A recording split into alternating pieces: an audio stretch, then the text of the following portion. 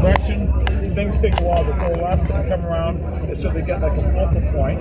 And to me, it's a brilliant idea. You get to 99%, try and get the fair share from the 1%, and that's it. It could take 5 years, it could take 20 years. But the faces might change, the name might change. But it's one of the best sort of pan-world movements I've seen since the 60s. It's a real show of solidarity and support for everyone. Yeah. I'm really honored that you're here because you're an elder statesman of the punk scene, of the street scene, if you will, and you're a voice of reason that I would listen to in many. Some would say I'm not a voice of reason, right? But depends who you talk to. Hey, I'm friends with that guy. No, I understand what you're saying, right? So, well, you know what? Everybody has to be involved. Like when I played acoustic at Occupy Ottawa. Oh yeah, October 15th. Yeah. And the people there were from 10 years old to 80 years old. So, and that's what it's going to take. And what totally reminds me when I was a kid, what happened in the Vietnam War. You know what? That the people that protested the Vietnam War were portrayed as being weirdos, pinkos, and just should be on the moon, right? And after a few years, all of a sudden, like the farmers and teachers and truck drivers in America went like, wait a minute, maybe these kids aren't so wrong. Maybe they're right. So it's actually the people down there, like all the people that stopped the war. It wasn't President Ford. You know? Yeah. So it takes a groundswell. Like change always starts from the street and works its way up. It doesn't start from the top. It's from the street. What I think is brilliant is all walks of life are unified. If we can get the 99% unified, not fragmented into separate factions. Strange thing is that we even have a few billionaires on our side too. Excellent. Yeah. We could use it. Yeah. Okay, so how do like you in a roundabout way, a very roundabout way. How do you think us millionaires should do? Us millionaires, but don't put me in that category. What should I do? Give all my money? Well, I think the thing is, one of the things is that there's something we can make the bank shake. One thing is like a fair banking code and a fair tax code. Those are two of the first things. So like, why, if people want to make money in Canada, for example, where we live, why should they be allowed to make money without paying their fair share and sending jobs offshore and that type of thing? You know what? If you want to sell stuff to Canadians, then pay your fair share and help pay for all those roads and schools and hospitals. That's the thing with what's not happening right now. Okay. The middle class is paying for everything. Yeah. And in the United States, it got even worse. They made the middle class pay for two horrible wars. At the same time, they're losing their houses. Yeah. Does that make sense? No, it doesn't make any sense at all. How about the city increasing taxes for the banks? Property tax for the banks? The city? There's no income tax for the living house and social housing. They're very cheap property tax. So how about raising the taxes? You know what? I think the banking Hey guys, fund that hold on a second. I think that the banking thing would have to be a federal change. Well, not when that. But I don't think you could do it on a city. But the city can apply on the property tax. It's all assessed. Well, we got a mayoralty campaign going on right now, so there's an issue. I don't know. So what can they do to help the housing situation here? Have you got a suggestion? Well, one thing is there's plenty of vacant land. If the provincial government would actually kick in some money for a change, and instead of claiming that they were going to kick in money, never kick in money, you can start developing some really cheap housing. Like I don't know, even start with like a whole. To me, if you've got like spare land, start setting up like first off like heat shelters for one thing.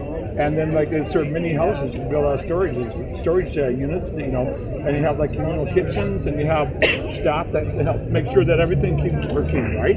So if you have like 2 acres, you could get these storage units really cheap. You could have heat, have plumbing, a central kitchen, a central bathroom, and try and help the people that are out in the street get back on their feet, right? Because you couldn't build buildings overnight, but those things you could set up really quickly, right? You just need plumbing and power and the will. Today was an unfortunate day. Yes. Yeah. And nobody wants that. It would be ideal if, this little community right here in the tent city, we're all doing it. Everybody seems to be cooperative. Yeah. And when you perform, everyone's singing along and enjoying themselves. It's real tragic that we are. That was horrible. We almost didn't play. Yeah. So, I don't know what happened to that young woman. was just one of the performers, and I just want to congratulate you for being so just honest. And everything that you said was from the heart, and I really picked up on it like a lot. So I hope you my performance, and I would definitely love to get together and talk about something in the future. You know?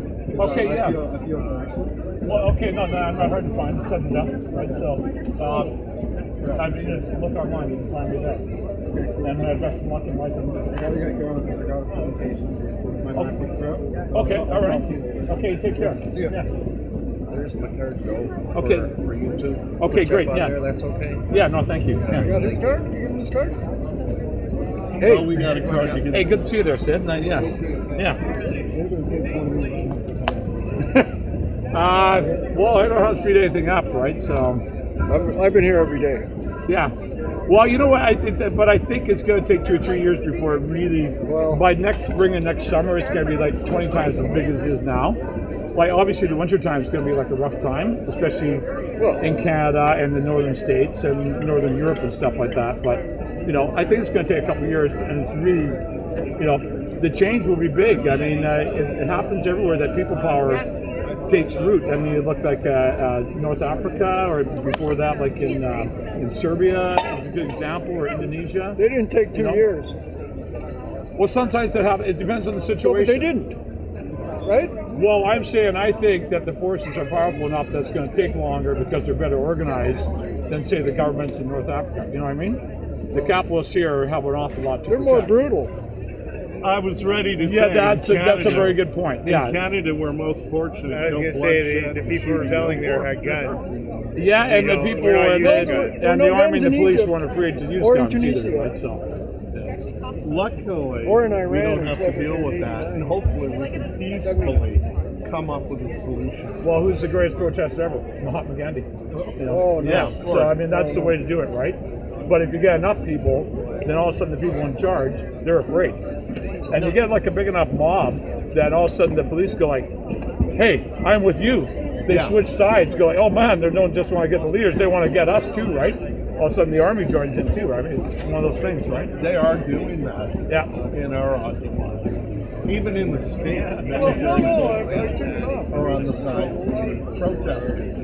They're joining. Yeah, some of them, yeah, for sure, right? So probably not all. No, not all. No, it is pretty conservative factions. However, that is quite a show of support. It's great if you can get that, and the police.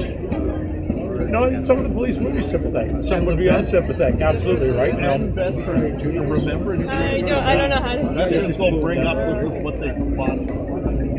Yeah, that peaceful society. Exactly. You know, but you know what? They fought for like the first society too, which is not what's happening. That's what they're going to bring up. They fought for a That's the whole thing with all these trade agreements. It's called like free trade, but it's not free trade. What you really need is like fair trade. You know, we should be trying to help people in the third world countries come up to our environmental and our labor standards, and trying to raise our own at the same time. Right? So, What's been the highlight? Sorry. yeah. What's been the highlight of your travels? Oh, well, the first day, October 15th, I dropped in on the Ottawa one.